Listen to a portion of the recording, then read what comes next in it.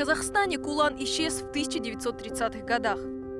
Благодаря проектам по реинтродукции животного, начатым с 1950-х годов, его численность в нашей стране достигла более 4500 особей.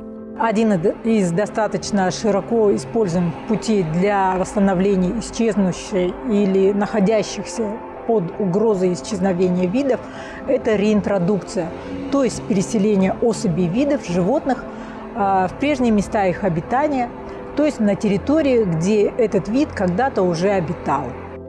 В период с 1953 по 1961 годы на остров Барсак-Эльмес из Бадхысского заповедника в Туркменистане были доставлены 14 куланов.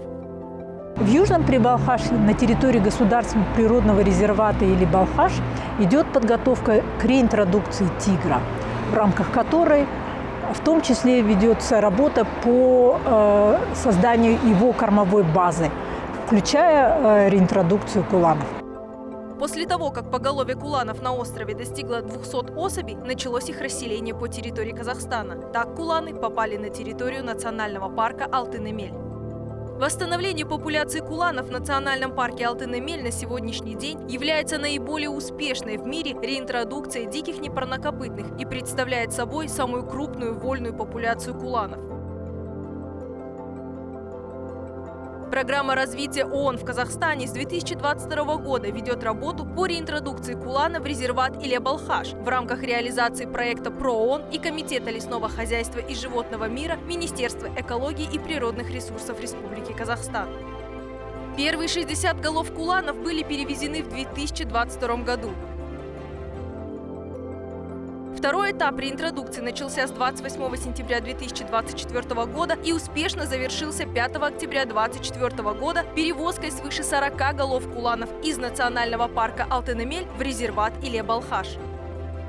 Мәдени нысандарды сақтау бағдарламасы аясында Иле-Балхаш мемлекеттік табиғи резерватына Охотзоопром ұйымының жабай жануарларды қоныс аудару бөлімінің тікелей қатысуымен Иле-Балхаш мемлекеттік табиғи резерватына қазіргі таңда 43 бас құланды реинтродукциялау жасау жұмыстары жүргізіліп жатыр. 22 гектар қоршалған қоршау бар, арнайы биологиялық негіздемеге сәйкес құландарды сол қоршау ішінде 5-6 ай жартылай еркіндікте ұстайтын боламыз. Куланы состояние удовлетворительное, находятся в вольере, ведут себя уверенно, пищу принимают, вода у них присутствует. Прием был комиссионно, привозили на 2 КАМАЗах в отдельных ящиках согласно биообоснования. При поддержке Института зоологии Министерства науки и высшего образования Республики Казахстан в рамках перевозки 2 самца и 1 самка были помечены ошейниками спутниковой телеметрии. Это позволяет получить информацию о местоположении животных, их миграционных маршрутах и поведении.